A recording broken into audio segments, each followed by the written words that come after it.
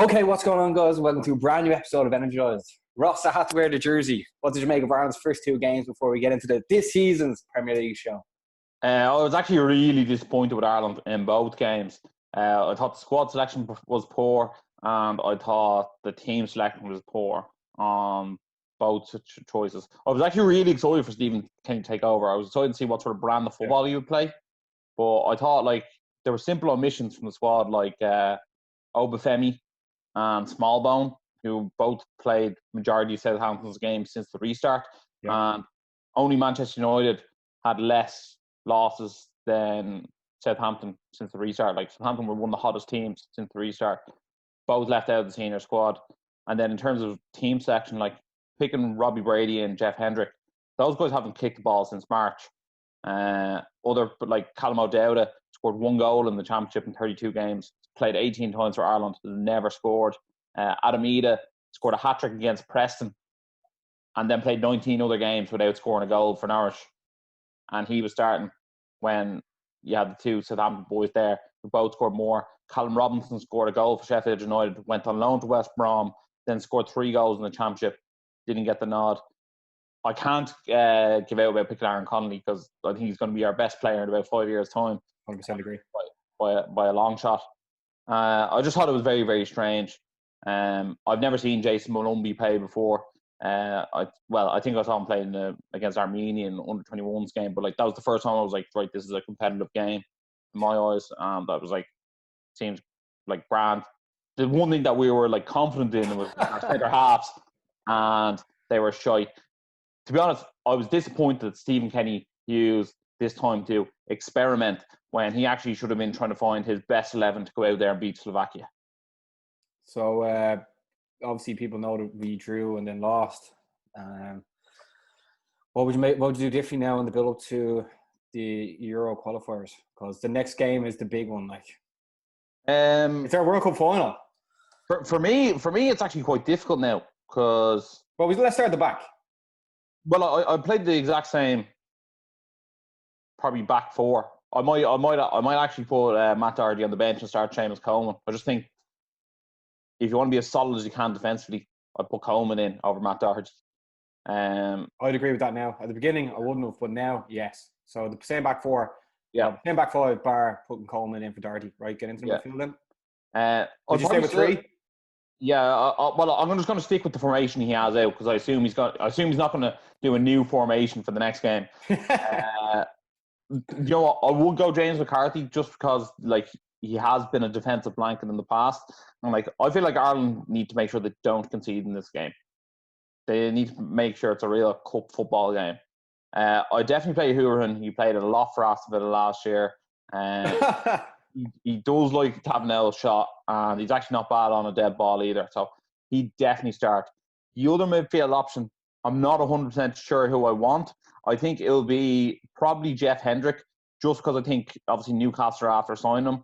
Yeah. If he can get a bit of game time there, he's another fella who might score a goal. He's only scored 2 goals in 50 games now, but he might score a goal.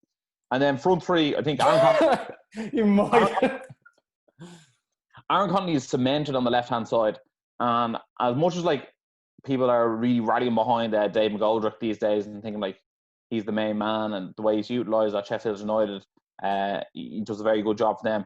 I'd go Shane Long and Aubameyang up front. They play together for Southampton. They will know each other's link-up play. Why don't we actually just play on that and try and get the ball in the back of the net? Shane Long has scored 17 times for Ireland. If you add up the rest of the squad and put them together, that one would equal Shane Long's goals.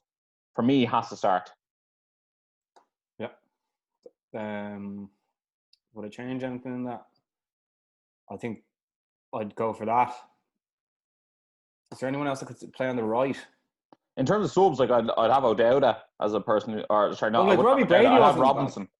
Robbie Brady. I don't think he was bad, but if he's not going to start for Burnley, well, he's not going to have that match readiness, if that makes sense. Yeah, you see, another thing with Brady is the dead balls or the balls he can deliver can also be delivered by a left-footed player in Hurahan as well. So it's a like for like, and also Brady. People don't really know what position Brady is as well. Yeah, is he a left back? Is he a left winger? Now he's number 10. Like, what's he actually supposed to play? I think Callum Robinson is like a good player to bring off the bench. I think McGoldrick could be a good player to bring off the bench if it's not going our way. And then maybe a Robbie Brady is a good player to bring off the bench. James McLean's a good player to bring off the bench. They'd be the 4 subs I'd be looking at. Yeah. Like, I wouldn't have Ida near the Slovakia game. I wouldn't have O'Dowda near the Slovakia game. I'll agree because like before the show you were like, you better agree with me. I'll agree with your starting lineup. I'm not too sure about the Obafemi situation, but I think that position would be given to whoever is the hottest player then and then. Yeah. In fairness, there's the midfield and I'd say the right wing. They have the month of club football to like shoot it out to get that position. That's the way I look at it. And who do you fancy for right now? I know you obviously said Obafemi, but... Well, no, I actually think it would be more Shane Long and probably go out right if I was sort of guessing, because I feel like he's been more versatile. But I think Callum Robinson has a great chance to get that right wing position, especially considering he's now on a permanent deal at West Brom. Yeah, he just signed a 5-year contract. So let's see what happens. I know obviously none of the players are match fit, but at least none of the players pulled a Mason Greenwood and Foden. I don't really like that none of the players are match fit. They only had like 2 weeks off as a holiday break, and a lot of the players were playing during post-lockdown. So I actually don't wholeheartedly agree they're not match fit. Like, if you take 2 weeks off, you shouldn't be absolutely Daffy Duck. Like, those players should be fit. I'm ready to go. Let's be honest, like, you know what I mean? Let's not call a spade a spade. And the Bulgaria players and the Finland players, we don't go, oh, they weren't fit. Yeah, but were they not like they'd already started back the league supposedly? Finland have only 4 players who play in the Finnish league who start in there. The rest of them all playing like Germany and elsewhere. So like, you know what I mean? Like, to me, that's just an excuse. To be honest. Also, they're ranked 20 odd point places below us in the world rankings. I know the world rankings aren't exactly, you know, absolute gods. That's that. But Ireland are much better. Put it this way. Barry, how many players did you know on the Bulgaria team? All of them. And how many players did you know bar Pookie on the Finland team? All of them. Bar going to school with Daniel O'Shaughnessy. But yeah, exactly. See what I mean? Like, they were a team of nobodies. And yeah, but look. This is like both games were terrible to watch. They were all shite games, and everyone fucking knows it, right? But if we can't just at least say to ourselves they weren't as fitted as they could be, that's the only thing we can take from them games. Because bar that, there's nothing to take from it. And I think Stephen Kenny, I think he's the right man right now and in the right situation to take that job, because they can't get any other managers better to give them more money. Like, Stephen Kenny obviously took the lowest amount of money to take this job just so he could build up his own name in the game of football. So like, I wouldn't say he's the right man for the job, because obviously Mick McCarthy was probably the right man for the job. He should have been at least able to finish out his Euros. I think Mick McCarthy had to go because of money situations as well. But that's a different thing though. Yeah, but that's what I mean. Financial decision. Yeah, but that's what I mean. All in all, Stephen Kenny, it was like, right, he's the cheapest for right now. Yeah, but you're not getting anyone else in for Stephen Kenny money. Yeah, exactly. That's my point. That's my point. But it's like, despite financial turmoil, Stephen Kenny's the right man for the job. That was whatever sense that makes, and that was it, because we're not getting any fans into that stadium as well. Into either stadium, but we'll be away for both games, so that won't really matter to us, because they won't have the 12th man on the side. But the only thing I can take from that is we're not fit enough, right? So when that big game comes around, everyone hopefully is fit enough, and if they lose, then there's no excuses. Like, we have to give them this one pass because they had 3 days to train with them, pick different players in different positions, and a lot of them players are not in form anyway. So it was very, very disappointing to see. But so Barry, you're saying they're not fit enough. All I'm saying is just bad team selection and bad squad selection. Yeah. So who did you put that on? Stephen Kenny? Well, yeah. Like, I think it is his fault. Like, I think everyone's so quick to defend him because he's this like League of Ireland hero. And he's one of ours, and you know, he's from the grassroots. But like, just because you're inexperienced and everyone's rooting for you, and I'm rooting for him, I want him to do well. I'm not going to sit here and just like ignorantly say, "Oh, he did great." I didn't say he did great. No, but like people online are saying he did shit great, and like who said he did great? Whoever they are lying. Like, yeah, well, I know. Yeah, people are like, give him a chance. You know what I mean? Like he's trying to give him a change, chance. I agree. Yeah, but they're saying like he's trying to change 30 years of bad football, and he's going to play this great football. Like I'm not solely convinced that he's going to play this unbelievable football, and Ireland are going to be the most must-see team on the international stage. I know, man, but like, let's see what happens. People call them friendlies, shit friendlies, but you know what I mean. Tell that to Cristiano Ronaldo. What's called when he won the League of Nations. Yeah, and actually, a shout out to Ronaldo going over 100 league caps. 100 goals for Portugal. But Ross, this is a Premier League show, and we will be back discussing Ireland's upcoming European qualifier. The date for that is on the 8th of October, away to Slovakia. What day is that of the week? What day of the week is that? I'll tell you now. I'll be faster. It's a Thursday. Okay. Thirsty Thursdays. And then if they win and score, they'll play the winner of Northern Ireland and Bosnia on the 12th of November. I think that's so another month away. That's like almost an outrageously long time away after that. That is another month after that. Yeah, that's crazy. Well, that's what it says here. But Ross, this is if you are new to the show, by the way, make sure to like, make sure to subscribe. We're here every week, and let us know what you think. But Ross, the Premier League is back this weekend. We haven't even had time off. It seems like, bar the Irish players getting unfit, we haven't had much time off. There you have it. You know what I mean? You just caught yourself up saying they were unfit. You caught yourself out. I said they were unfit. Yeah, I know. Yeah, we were like, they haven't had much time off. I was like, oh wait, earlier I said they did have loads of time off. No, they had loads of time off. That's my point, man. You're not kind of joking this show, no? I'll let you on this occasion. But yeah, the Premier League is back. It is back rapidly. Liverpool's Premier League celebrations will probably carry on for the rest of the season. We'll have to listen to those Liverpool fans tell us that they're the champions forever. They're still saying they're the Champions League champions, even though Bayern Munich won that there a couple of weeks ago. Very Liverpool. You're rubbing it very into Liverpool fans, man. Ross, before we get into everything, what we will be going over is we're going to talk about top six, the relegation, top goal scorer, player of the year, surprise package, whether it be a player or a team or something that could happen, and then Ireland's player of the year as well, Ross. You're dying to, and can that include Stephen Kenny? Yeah, I'll let you include Stephen Kenny if you want. Yeah, good stuff. But Ross, we may as well stop at the very, very top. Top six. Who's going to win the Premier League this year? You know what? I actually think it's a lot harder than I thought it was going to be. I think the safest bet is to say Liverpool are going to win the league. Despite them no investment really, I'm not going to include that left back as investment for the new season. No one's come in for them. They seem to be in financial turmoil really for someone who won the Champions League the year before and the Premier League this year. I mean, how is that? I don't really understand it. I know with the Manchester United situation, apparently they were going to give out their bonds for their shareholders in August, and obviously if they signed someone, that would have affected the books. So they gave out their shares in August. So the Glazers got loads of money in August, and in September they were like, right, now we can buy people because it's like new year, financial year. Dana White loves doing that. Yeah, so I don't know whether that was the same story with Liverpool. And we're going to see signings, but you know, we're 9 days into September now, and I've seen no signings. Apparently 30-odd million is too much to buy for Thiago Alcantara. I've seen people be like, you know, Man United and Man City being like, oh, should we buy him? Would he fit in? To me, like, him and Kevin De Bruyne are the two best centre midfielders in the world. Like, you buy him and you find a place for him in the team. He is that good. He would definitely start in the Liverpool team. It could be, I don't know, Fabinho, himself, Henderson, whoever. Whatever way you want to shoehorn him in there. Griezmann was linked with Liverpool today for like 100 million, but like if they can't afford him, it sounds like they missed out on Timo Werner, and he went to Chelsea for 50 million.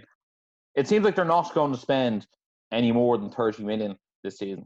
Yeah, well, first of all, like, I don't know why they're being so scabby. I know you brought up that there, but when you win the league and the Champions League, there has to be some sort of money. And the year before that, getting into the Champions League final, and the year before that, getting into the Europa League final. And they signed a new big deal with Nike as well. They changed shirt sponsors. Yeah. I honestly have no idea where their money's going. Their new jersey is nice as well. I actually saw it in the shop, and I actually think I preferred their last season's jersey. I like the Man United jersey now I've seen it in person. Which one? The red one, not the zebra one. No, not the zebra one. No, but the thing is about Liverpool's midfield, right? Well, like we've gone through it ourselves. When United back in '99, after they won the treble, they didn't change anything, and then that's just causes a disaster. But the way Liverpool's three midfield, the way all three of them are constantly on the go, closing down, chasing down, hunting down. If you took one of them players out, supposedly when Alden's leaving the Barcelona, let's see what happens. I say that might actually happen just because of his Dutch ties with Coleman. That could be a great move. But Thiago isn't really a hunter-gatherer. He'd be more of a dictator. So maybe if by taking someone out that would do all the dog work and then putting in someone that isn't really going to do that might hinder what they already sort of have. Like, I think Klopp's going to have to be really, really picky with what he has. But you're getting such a world-class player in. Like, well, we watched him versus Germany. When it was Spain versus Germany, he was fairly box to box. He was making some really good tackles in the game. And he was probably the best player on the pitch. So, I don't know. I just think he'd 100% improve Liverpool.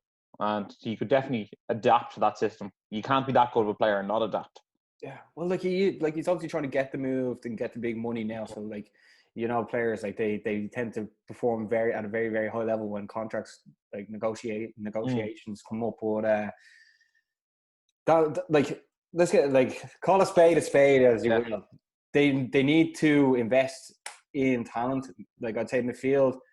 Like, if they even want to send it back, you'd go for that as well. But they definitely need an attacker in the front three.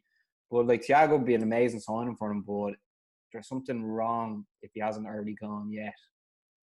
Yeah, I do think so. I still think Liverpool are the team to beat. That starting 11 is absolutely phenomenal. And they have probably the best wing backs in world football, the best centre half in world football, and they have two of the best attackers the Premier League has seen in a long time in Mane and Salah. So I do think they are still the team to beat. Do you think they can win the treble or the double this year? Double as in Premier League, Champions League? No, I don't think they'll win both. I think the problem is with their smaller squad, they will struggle to win both tournaments. That's hence why they only won the Champions League and then didn't win the league, and then they won the league and couldn't win the Champions League. But we said last year, well, we definitely discussed it last year when we were looking into last season's show. Little we know COVID was going to happen, but we were thinking that Liverpool are going to eventually get an injury that would definitely hinder them. And that didn't happen again, which is crazy. But this year, you can't keep getting away with no injuries every year and having such a small squad. That just cannot happen this year. I'll make a bet with you. Another can of monsters. So basically, you already owe me 6. So if you win, you only owe me 5. There's no way they're all getting away with not getting injured this year. They are definitely bound to get some form of injury, whether it be, obviously not. I suppose Alisson did get injured last year, and Adrian had to step in for a while. So they did get an injury. I think we just expected more of an outfielder to get an injury. Yeah. But look, they're the team to beat. In second place, I sort of think Man City are going to finish second. So we'll sort of get into there. Yeah. By the way, do you think Liverpool are going to win the league again yourself? Yeah. Unless Man City got Messi or maybe Thiago and Liverpool didn't sign anyone, then I could see it sort of different. But like, as things stand today, Wednesday the 9th, looking at the squads, I think Liverpool are definitely the favourites. Yeah, for me, less than 100 points though. Less than 100 points. As you said, Wednesday the 9th of September, I do think that Manchester City haven't addressed their biggest problem, which hindered them winning the league last year, was centre back. America Laporte got injured at one stage last year, and they were an absolute disaster. But Stones and Otamendi aren't up to scratch, not to win a Premier League. Eric Garcia looks like a good young talent, but this year isn't going to be the year to blood a 19-year-old into starting every week and trying to compete for the league. They just got Nathan Ake. Yeah, I was about to get to him. Nathan Ake. No, you weren't. I was, because I was going to get to where they should have gone. Nathan Ake, 40 million from a relegated Bournemouth. He's only 5'11". For some reason, like when the centre half is nowhere, well over 6 foot. it makes me sort of question them. But I'm waiting for Man City to be like, right, here's Koulibaly, here's our absolute destroyer at centre half, and they haven't got that in. So, well, yet, and until they do, I don't see them win the league. I don't think you buy Nathan Ake and that makes Premier League winners.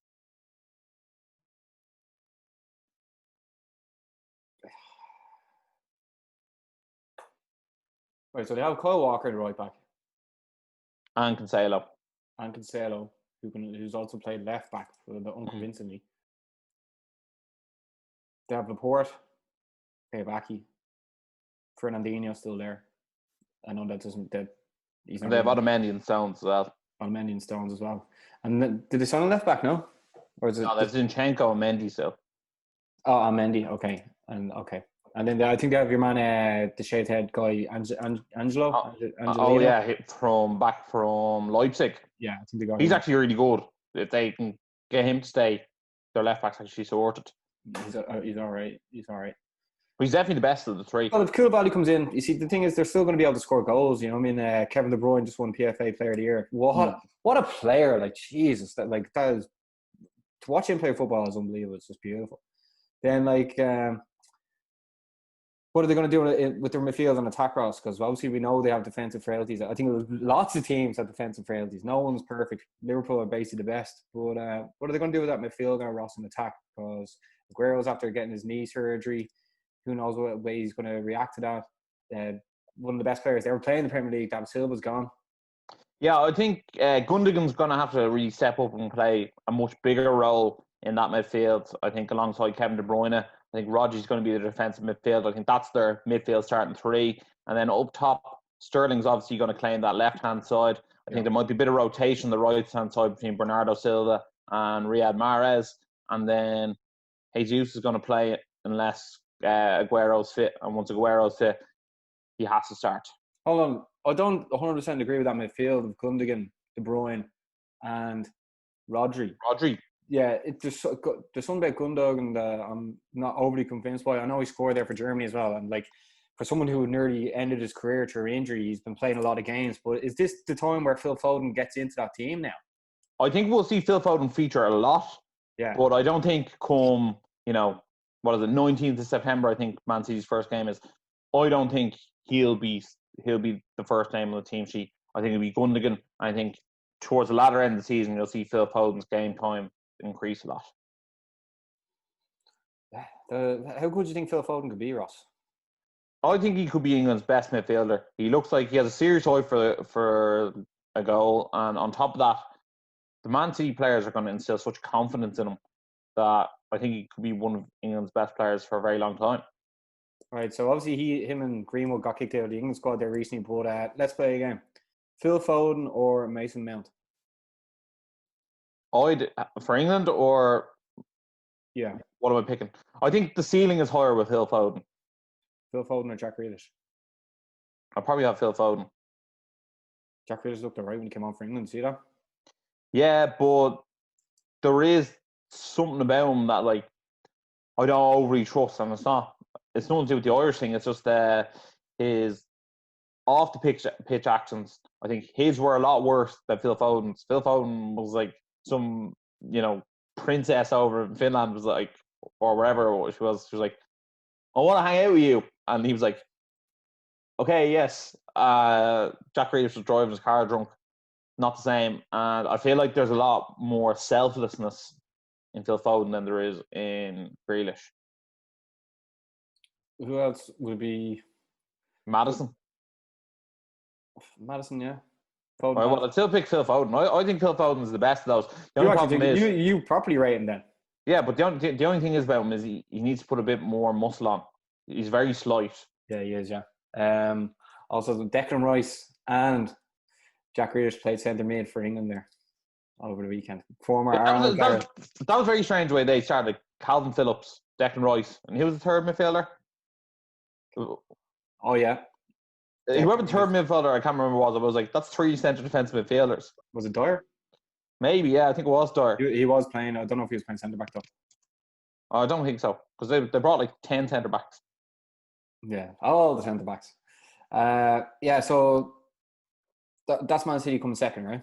I know we went off on a bit of a tangent, but these are the football shows, and this is what we do. Yeah. Also, shout out to the lads in the football group on WhatsApp. That's where all the action goes down, really, doesn't it? Yeah, it is. Yeah. All the debates. Okay, so then we've Third spot. We've all agreed with first. We've basically agreed with second and third spot. You saw you saw in the poll. It went in order of last season's top four. Yeah. Manchester United came third last year. Chelsea came fourth. So Ross, who's coming third and why? I'm going to say Chelsea are going to finish third. In terms of the players they brought in, Thiago Silva, Kai Havertz, Werner, Ziyech, and then the way they finished last year, I think Pulisic is a fantastic player as well. Even like the depth of midfield, they have Kante, they have Mount, they have Loftus-Cheek. The rotation available to Chelsea for next year is absolutely incredible. I forgot Ben Chilwell's in at left back. I really rate Reece James at right back. Their only problem is their goalkeeper is absolutely diabolical. But which one? Kepa. But bar that, I think they've done such a good job of investing in their squad, as opposed to Manchester United, who finished third last year, who will be my fourth place for this season. I bought one player in Donny van de Beek, and I think it was very evident last year that Solskjaer does not trust many players past the starting 11. And until Manchester United open up that checkbook and get a few more signings in, I don't see them finishing ahead of Chelsea this year. The way I look at it is Man United finished 1 point ahead of Chelsea last season. Chelsea signings are definitely equivalent to more than 1 point in the Premier League. Yeah. Well, then go into depth about Chelsea. So obviously they're a problem in goal. They supposedly are trying to get Donnarumma. I wouldn't be surprised if they tried to get all black. Like, why not go for the best? But the defence, Ross. Yeah, so I really rate Reece James a right back. I think he's a fantastic young prospect for him. And on the plus side for Chelsea, right back at England is so stacked. He probably won't ever be called up this season. So therefore, he'll be with that squad the entire time. He won't be injured playing for England. In terms of centre-back, they are stacked at centre-back. They have Malang Sarr, who they got for free, who's playing the French League last year. Rip They off. got Thiago Silva. They have Rudiger. They have Zuma. Also, Azpilicueta can play anywhere across that back four. So I think they will be a lot better defensively this year, especially with Thiago Silva. Whether he even plays a lot or not, just having him there in training, showing the guys positionally and just talking to them will be absolutely phenomenal. And then Ben Chilwell at left back. I think, someone asked me, was he worth a £50 million price tag? I was like, if Wan-Bissaka's worth 50 million, why can't Ben Chilwell be worth 50 million? I think he's a very, very good signing. And I also feel like there is left backs available in the world right now than there is right backs. And I think in terms of left backs, it's probably top 10 best left backs in the world. Yeah, definitely England's number one as well. So you don't think Azpilicueta is going to start this year? Because I might have to change my fantasy football team then. No, I'm not overly sold on him as a starter. He's the captain, though. My team. Yeah, but that doesn't mean he's going to be the captain on the pitch on the day. You know what I mean? There's been a few times. I think Chile's out injured. That's why I didn't pick him. Chile. Yeah. So so then that defense seems pretty good. Like if you're going. Obviously, Reece James right back, then centre back Thiago Silva with Rudiger, and then left back Chilwell. That's pretty good defence. And then what are you looking at in the midfield? Because obviously that's going to drive them to third spot, says you. Well, there is loads of random rumours that Kante might be leaving, but for me, you can't have that midfield without Kante. Well, if he's in the squad, he should be starting. I'd probably go Kante, Kovacic, or Loftus-Cheek, and then maybe Mount. It depends on what way, if you're lined up, whether you're doing a 4-3-1 or whether you're doing a 4-3-3. I think they'll do a 4-3-3. I think Mount will probably see a good bit of game time there. And then up top, you'll probably have Pulisic on the left. You'll probably have Werner up front. And then on the right, probably Kai Havertz. But again, Ziyech, they bought him for 40-odd million. He could play Mason Mount's position. He can play number 10 or on the right. I can see them doing a more of a 4-2-3-1. I think Kai Havertz is going to play down the middle. I could see that as well. He can do the right-hand side or down the middle. I think, for me, he's going to play on the right. Also, I think Pulisic, Havertz and Werner are going to be the top three because they can all speak German to each other as well, which I think is a massive difference. They can be saying stuff to each other and the defenders in the Premier League won't know what they're saying. What about Rudiger? Will know what they're saying. Yeah, he'll be like Guten Tag. But no, yeah, Chelsea's team that's going to be a very interesting team to watch next year. Do you have Werner in your fantasy football team? Yeah. Yeah, so do I. Yeah. So then number 4 is Manchester United. Yeah, I have Manchester United. I looked at Spurs and I looked at Arsenal, and I actually gave Arsenal a stronger consideration than I did Spurs for fourth spot. Well, I think Manchester United's starting 11 is enough, and I do think there'll be at least one more signing, whether we'll get Reguilon, the left back from Sevilla, to shore up that left-hand side, or will we get Sancho in? I do see United getting fourth spot. I think their starting 11 is strong enough, and if we keep them fit and we would sort of rotate almost our B team in for the cup games, I can see doing very well. Whether we do rotate or not, who knows? Because I'm sure Solskjaer might be like, the Carling Cup or the FA Cup might be an easier way to secure my job. Let's start at the back, Ross. We're after getting Henderson back into the team, into the squad. United now have 2 of the top 5 highest paid Premier League goalkeepers. Who do you go for? Get the game 1. I think David Gea. I don't even think it's relevant who I think. I think David Gea will start game week 1. He did play very well for Spain there against Germany last week. We watched the game. He did. I hadn't seen him play that well in ages. So I was definitely happy with that. I think you have Wan-Bissaka, it'll be Maguire and Lindelof, and then if Luke Shaw's fit, probably Luke Shaw. I'm already sick of that centre-back partnership already.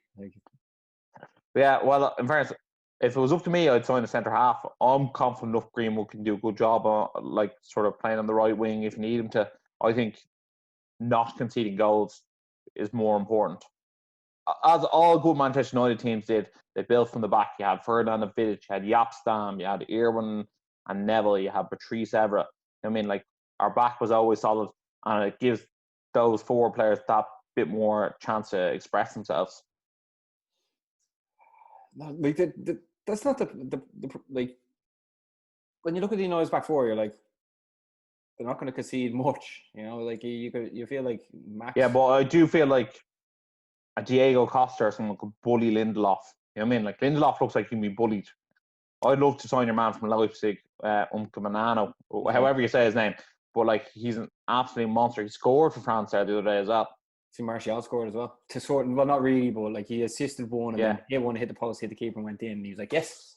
Martial's on fire anyway. But need to definitely get a centre back. Just to put Maguire and Lindelof on edge, being like, I need to perform, or else I'm absolutely out of the team, not getting back in. So then you look at the midfield, Ross. Obviously Donny van der Beek's after signing him. To be honest, I don't think he's going to start. I think it's going to be Matic, Fernandez, and Pogba. Neither do I. I think he might play 30 Premier League games this year, with appearances. But Champions League final, you know what I mean? He wouldn't be on the team sheet, but he's definitely going to get a load of games. Yeah, I think he will get a load of games. I think there'll be a lot of him coming on after 60 minutes. And I know who I think, and I'm pretty sure I've said it to you before, but if Van der Beek was to get in, say if Van der Beek all of a sudden came United's best performer in the field, what position or whose position would he take? I think he'd take Pogba's position, to be honest. I think Bruno Fernandez, I think, is the most undroppable player we have. I think Van der Beek could eventually take Pogba's position if Pogba doesn't get to come out. I think this year, Pogba supposedly being the king of the club is this is going to put him on edge. He's literally getting someone who's Pogba is up there in the millions. He's up there with the big dogs like the Messis, the Ronaldos, the Neymars of being an icon in football. But this Van der Beek, he's just a hard-working guy who wants to make a career for himself, and you know what I mean. And he's probably one of them guys who's there first into the training session. Yeah. Whereas you can tell Pogba with the entourage and all, he's probably missed that lift. I think Van der Beek could come in and then make a big. It's all about what you do on the pitch. Fair enough, Pogba, you got us loads of Instagram followers. Cheers for the shout out, but are you scoring these goals, this, that, and the other? I think Van der Beek is going to be hot in his heels. And I think he's more of a Pogba position rather than a Bruno Fernandez one. Yeah, I think so. I agree with you. Yeah. Well, that's what I think. But it just And then up front will be the usual suspects: Greenwood, Rashford, Martial. Unless Sancho comes in, that changes it. And then if Sancho was to come in, who would drop out? I think Greenwood drops out at the start of the season, but I think by the end of the season, Rashford might lose out. Jesus, that's crazy, isn't it? Mm. Okay, so that's top four. Rosh, honourable mentions for 5th and 6th. I am going to say Arsenal to finish 5th. I think Arteta looks like, well, the players more so look like they've bought into Mikel Arteta's system. Yeah. I think Aubameyang staying.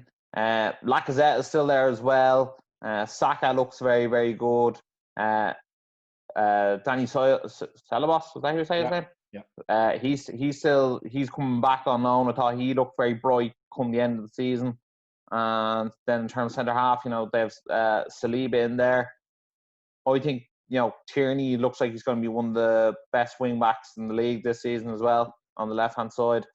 Maitland-Niles look good at the end of the year. I think Arsenal's team is starting to really take shape. They're really buying into Mikel Arteta's system, and I think they believe in him as a manager, and they want to play for him. And the goalkeeping situation, Ross, obviously Martinez came in, was very, very good, and then Leno started for... Did he start for Germany there the other day? I think he did, yeah. So who takes up the number one position? Because I was doing my fantasy football team, and I was like, who do I pick from either United or Arsenal? For me, I think Martinez should start. Yeah. I think while he's hot and while he's doing it, I'd pick him. I don't think Leno's confidence will be that knocked because he could be still carrying some sort of niggle of an injury. I'd start game week 1 with Martinez. He won the cup against City, or he won against City, and then they beat Chelsea in the cup. You know what I mean? Like, he's the man in form right now. That's who I'd pick. Yeah. It was just out of curiosity because you actually don't... It's actually a tough call, really. Yeah, well, I think Bernd Leno obviously has the bigger name, the bigger reputation, but if they were just called Phil and Lil, you know what I mean, and Martinez was Lil, you'd be like, right, well, Lil's been better since he started playing. That's just fact. Yeah. And then... I'll go for Arsenal 5th as well. I think they're really going to push United. If United don't get Sancho, although if United get Sancho, I can see them them and Chelsea battling it out for 3rd and 4th. But then, Ross, who are you going to go for 6th? Is it going to be the all or nothing infamous Jose Mourinho team? I think it will be Spurs. I think, Harry Kane's going to minimum score you 15 Premier League goals in the season. Minimum? Minimum, yeah. Yeah, more than that. Well, he gets injured all the time as well, so that's why I say minimum 15. I think he only scored 17 last year. I think Son's got at least grab 10 goals as well. Look, one of the best players in the league. He is definitely one of the better players in the league. Yeah. When it comes down to it, I think Wolves and Spurs are close to even, to be honest, in terms of their starting 11. But I think one thing that Spurs did that bolstered them is they actually took Matt Doherty off Wolves. And I don't think Matt put Matt Doherty in at Wolves or in at Spurs actually makes Spurs if they were a 7 out of 10 team, they're probably like a 7.2 out of 10 now. But I think it takes Wolves from 7 out of team to a 6.5 out of 10.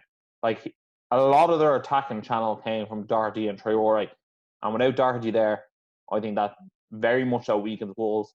I think for 15 million to let him go, you're never going to be able to replace Matt Doherty with that 15 million. Yeah, so what's worthwhile again? They must have someone coming through the youths, or else they wouldn't have sold him for that cheap. They would have just kept him for the end of the season and then go for free. Who knows? Well, they put down 35 million for the Silva fella who I've never heard of before. Is this a striker? I actually don't even know what position he plays. But there was talks of Adama Traore moving into right wing back and having him bombing up and down the whole way. I've never seen him put in a slide tackle now, but they could go for Diogo Dalot. They've been looking for him from Man U. Yeah, true, and he does have that those Portuguese ties, so not a terrible show. That Wolves team are class. They are. So you think Spurs and Wolves are going to battle it out? I'd agree. Yeah. What about Everton? Everton seem to be making a few moves as well. And shout out Paul Nealon. So. Yeah, look, they're after getting James Rodriguez. I don't know if Alan or Decore has been linked, but there was like photos of Liverpool. I think Decore signed last night. Well, there was photos like last week of Decore and James Rodriguez eating in a restaurant in Liverpool with Ancelotti. I think Alan signed as well, sorry. Yeah, so that's a brilliant midfield. Whether they can gel it together or not, who knows? But Ancelotti is definitely someone who these players are going to play for and give their all for. I think they're going to buy into his system. I think the current Everton crop of players are going to go, geez, look, the players he's bringing in. He's bringing in James Rodriguez. You know, he was the best player in the World Cup a few years back. Yeah. Won the Champions League with Real Madrid. I mean, did it all with Bayern Munich as well.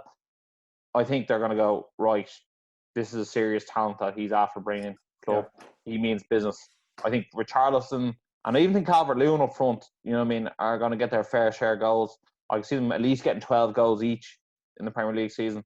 And if ever Everton are going to try and break into the top six permanently, I think now's their time to push on with Ancelotti as manager. Is Ancelotti still with it? I'm not 100% sure if I would be like, not tactically whether he plays the most exciting football, but I think in terms of going up against another manager in a game-by-game situation, do I think he has the ability to out-tactic another manager? I think he does. I don't know if... Maybe he does with a better team, but with Everton, I don't know. I don't like. He's definitely... This is sort of the beginning of the end. Like, winding down end, if you know what I mean. Like, same sort of thing with Mourinho. I don't know if Ancelotti could invest another 10 years into a footballer. I think it's sort of like he needs the ready-made to play now. So you just don't think he's going to develop the Everton youngsters? Is that what you're saying? No, like I'm sure he gives some players a few games. I know we brought on that guy, I think he's Scottish, who played right wing for Everton. Do you know? I think I know the fellow you're talking about. But like they have some young good players there, like Tom Davies is there. And he's only young. He plays midfield. He doesn't really, he's not cutting the cheese there, really. It's someone like Calvert-Lewin. I don't know if Ancelotti is going to stay in Merseyside for 10 years and bring him all the way through to become a Harry Kane. I just don't see it happen. But I mean, like, I could be wrong, but it's just sort of what I see. But Ross, what's James Rodriguez going to do for Everton? I know you were just talking about it there, but this is a huge name to sign for Everton, and he's basically going to want to play every game because of the amount of football he's missed there recently. But is he going to play in the hole? Do you think they'll stick him out on the left or right? Because the second most expensive player is Sigurdsson, 50 million, plays in that hole as well, just behind the striker. Oh, you could definitely see him playing in behind the two strikers. More so because he likes a shot. I don't think Sigurdsson is as willing to fire a shot. He's more of a dead ball, long range, 20, 30 yards out. He's lethal. But in terms of open play, James Rodriguez within 30 yards of goal is a very dangerous player to have. And I see him playing in behind the two lads.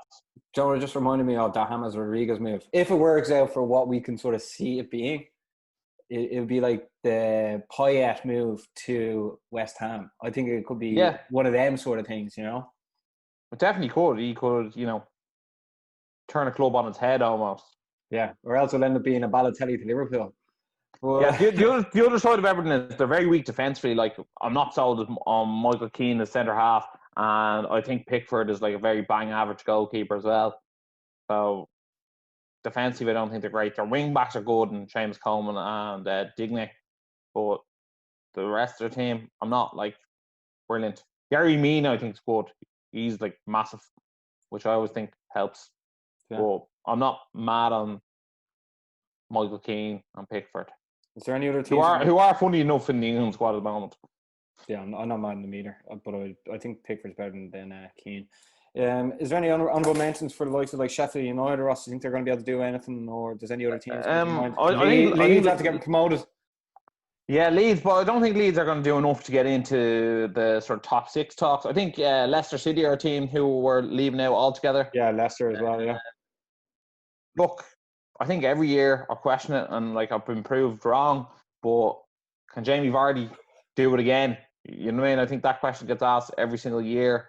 Harvey Barnes looks decent on the left, but I mean, they still haven't really found a replacement for Riyad Mahrez since he's gone. Like, someone to actually assist Vardy scoring 10, 15 goals a season. I don't think Perez is going to be that guy. Their midfield is still brilliant. Ndidi, Tillmans and Maddison. Like, that's a very, very strong midfield. Chilwell's gone. I don't know who they're going to play left back. I know they have a guy, Justin James. He looks decent, but I don't know. They sort of sold Chilwell at 50 million in the bank, and I haven't seen them buy anyone. So, if anything, that makes them worse than last year. And they weren't exactly fantastic post lockdown. Yeah, the squad wasn't big enough. But no, it's going to be interesting anyway. I think next year is going to be the most competitive the Premier League's been in a long, long time. I definitely agree. I still think Liverpool and Man City will do very well and a cut above the rest. But I think everyone else is going to be battling it out. Like, having Leeds back in, that's great, because that just makes like another like weeks of fixtures way more interesting. It's like, oh, how do Leeds do? Because they're gonna. I think they'll probably get in the top 10. But like, even Newcastle are buying players as well, and it's going to be very interesting. I mean, well, Ross. One thing I will say on that, Barry, is I also think the winner of the Premier League this year will probably win the Premier League with about 86 to 88 points. It won't be the high 90s this year either.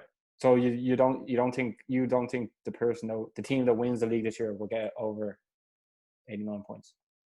I think they might end up with like 92, maybe at a max. But it won't be.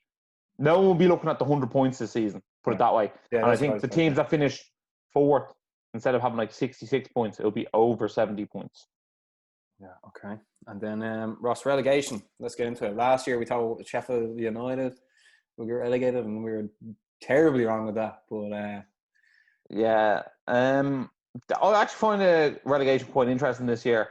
One team who I was like not very sure of last year, who I felt actually pretty wrong, is I think Brighton have a good defence. I think Neil Maupay, they'll do enough to stay up, and they would have been a team I would have looked at before and went, maybe they'll go down. I think Aston Villa are after signing Ollie Watkins today from Brentford, and he scored an awful lot of goals last year in the Championship. He was one of the top goal scorers there. Whether he can do it in the Premier League is another thing.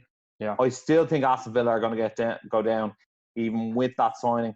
I just feel defensively like they're not up to it, and I don't like their goalkeeper. I think Nyland is his name. I don't think he's very good. For who? So Villa. Well, Reina was playing. Yeah, but I don't know if he's going to be playing next year. He's like 38 or something now. Grandad. He's better than Nyland. So I don't know. I just don't think Villa are going to stay up. All right, so there's one. And Aston Villa is one. I don't think West Brom are going to stay up either. RIP Callum Robinson and his new 5-year contract. And I probably don't think Fulham are going to stay up either, to be honest. I think they're going to be the three to go down. I think Leeds will stay up. Like, I've pretty much agreed with nearly everything you said in the show as well. I think that's because we spent too much time hanging out. So, like, my opinions become your opinions become my opinions, and then it's just one energized opinion. But there's something about West Brom that it's just like a horrible team. Not like you're like that fixture you're never even looking forward to. So, like, I'm going to go West Brom to get relegated. I just saw the fella Burke that they had as well. Is that going to Sheffield United, and he's a decent Scottish player. Then Fulham, just because they're so up and down, like a Brazzers Knickers. And then Aston Villa. Give me another team there, Ross. Crystal Palace, Newcastle, Burnley. For some reason, I know you said Brighton, but for some reason, maybe Brighton. I don't know. I think Jack Grealish, if he's obviously going to stay, I think he's going to do better with them next year. So I don't think Villa. One thing I will say about Brighton is I think their midfield is a bit poor. After COVID, they sort of like got into a run. Remember, they beat Arsenal. Remember that sort of stuff. I'm going to go Brighton, West Brom, and Fulham to go down. Also, my cousin supports Fulham. A few of them actually do. But so hopefully they don't. But let's see what happens. Ross, let's get into it. Top goal scorer then. Top goal Jamie scorer. Vardy got it last year. He did indeed. Top goal scorer for me this year is going to be Pierre Aubameyang. Pierre Højbjerg for Spurs. No, I'm going to go for Aubameyang. I think Aubameyang with this Arsenal setup under Arteta is definitely going to be their top goal scorer, and I think he could definitely score 25 goals this season. He also hits the penalties there as well, so that's what I'm going to go with. He also has the ability to like score a hat-trick in a game, which I think if you are going to be top goal scorer, you need to be able to score a few braces or a hat-trick throughout the season. He's going to be my pick for top goal scorer this year. What about yourself, Basmo? What about Jamie Vardy? I'd see Jamie Vardy scoring about 17 goals this season. If I feel like Leicester are going to finish outside the top 6, I feel like Vardy won't be top goal scorer. But if Leicester finish inside the top 6, Vardy has a chance of being top goal scorer. Right. He's become like more a focal point for them than ever. Well, if you're looking last year, right, Jamie Vardy won it with 23 goals. Aubameyang came second with 22 goals, joint with Danny Ings. Fourth was Raheem Sterling with 20. Salah came fifth with 19. And then Harry Kane, Mane, both on 18. Raul Jimenez, 17. So, as well as Rashford, as well as Martial. Aguero was 16. Obviously, he was out injured. And then Tammy Abrahams, 15. Jesus. Put it this way. Sergio Aguero would be top goal scorer in the Premier League every season if he played 38 games. His goal-to-minute ratio is like a goal a game. Yeah. I think it's going to be Salah. Maybe Mane, but I think it's going to be one of the Liverpool players. They just sort of coast through games. It's actually... I have a funny feeling Salah's going to outshine Mane this year. Yeah, that's why I'm going for that. I don't know why. I think Salah... Also, Salah's on the penalties now as well. Is he? Yeah. Milner's going to play a lot less. Yeah, I think it's because maybe Salah felt like the limelight was sort of leaving him there last year, and he's like, you know what, I want that again. Maybe he was trying to get a move, but now that's not possible. But who knows? So, question for you, Barry. How many goals do you think Timo Werner is going to score? Because he's obviously the biggest striker who's come into the Premier League this season. I know, isn't he? Is he? Yeah. Or is it like Man City or Liverpool or Man United haven't signed a striker? Chelsea did. Arsenal didn't sign a striker. Spurs didn't sign a striker. Callum Wilson went to Newcastle. How many goals is Werner going to get in the Premier League? Yeah. I'll say at least 15. I was thinking the same. I was thinking sort of 17, 18, 19 mark. Yeah. That in around there. 20 is a lot to ask for in your first league this season. Because they're obviously going to be having to go through the motions and sorting things out. But I also think Pulisic and Havertz are going to chip in quite a bit with their own goals. They might score 10 goals each, which will like probably take away from Werner's total. Is there a German goalkeeper Chelsea could get? Yeah, Leno. Yeah, actually, yeah. No, because their whole spine could have been German then. Ishbeen, is it? But, so I'm going to go top goal scorer, Salah. You're going to go Aubameyang. Player of the season, Ross, because Kevin De Bruyne is the champion this year. Kevin De Bruyne is the undisputed. For me, I'm going to say Virgil van Dijk. Each time I see this fella, he seems to get better and better. I think he's absolutely phenomenal on the ball as he is off the ball. His level of calmness is phenomenal. And it's very strange that you'd almost say the best player is a centre-back, because normally that doesn't make sense. Yeah. But I just think position for position, I think you could argue he's the best player in the world. I'm going to go for Bruno Fernandez. Just what he's done since he's come to the club. Now, I know some of his records can be padded with penalties, but it doesn't look like he's going to miss a penalty as well. And question on that, Baz. Do you think a team can finish fourth and that player can win player of the season? See, that's the thing. They need to come in third. Like I'm quietly confident United will get us to third, because I believe they will get Sancho. But as things stand right now, it's like I foresee them coming fourth. Mm. But I think over the duration of the season, like Van der Beek would only get better. Iron sharp as iron. I put it this way: neither of us will be surprised to see a Salah or a De Bruyne win it either. Yeah, I know. It was just give you a curveball sort of thing, But that actually leads into the surprise of the season. Ross, you actually came up with this one here. Like, so what are you thinking? Like, surprises in like Liverpool signed Thiago, or like it's like, oh no, Solskjaer got fired. I was more saying like someone who would far outperform where they think, like, if you think like Danny Ings could have been a surprise this season last year, 22 goals, second top goal scorer. Yeah. I think I was thinking Leeds originally, but like I feel like everyone's on the Leeds bandwagon now that they're going to finish in the top 10 and they're going to be this force to be reckoned with for years. I'm not actually 100% sure what my surprise of the season is going to be, but what I'm going to say is Mason Greenwood scores more goals in the Premier League than Marcus Rashford and Anthony Martial. Put together. No, he's the top goal scorer for Man United in the Premier League. Do you think he'll go to Euros? Absolutely, yeah. Yeah. As long as he keeps his Tinder turned off. Grinder. But no, that's actually a decent surprise. The surprise of the season. Messi signs for Man City at the end of the year. That's not really a surprise, but well, it wouldn't be not a surprise either. Yeah. Because didn't they? He said he's staying at Barcelona now, so I don't know whether that means he signs a 1-year contract, he signs no contract. Who knows what he's going to do? Liverpool should try and get Suarez. I know he's linked with Juventus, but they should probably try and get him now because that would fit in. That's actually a brilliant signing for them. I didn't even think about that. Yeah, see, what would you do without me here, man? You've been miles ahead, streets ahead. Ross, another random question I was going to bring up. Will COVID be sorted out by the end of the season? My biggest worry is actually COVID to be sorted out for Euro 2021. I know. But like, it's mad how things are opening back up and it's like things are getting worse. But Ross, I didn't wear the shirt for no reason. Barry, listen to you. Slay Steel Kennier. Right. So Ross, who's going to be Ireland's player of the season? For me, I think if Ireland are to qualify to the Euros and get the job done, I think it's going to have to be Aaron Connolly.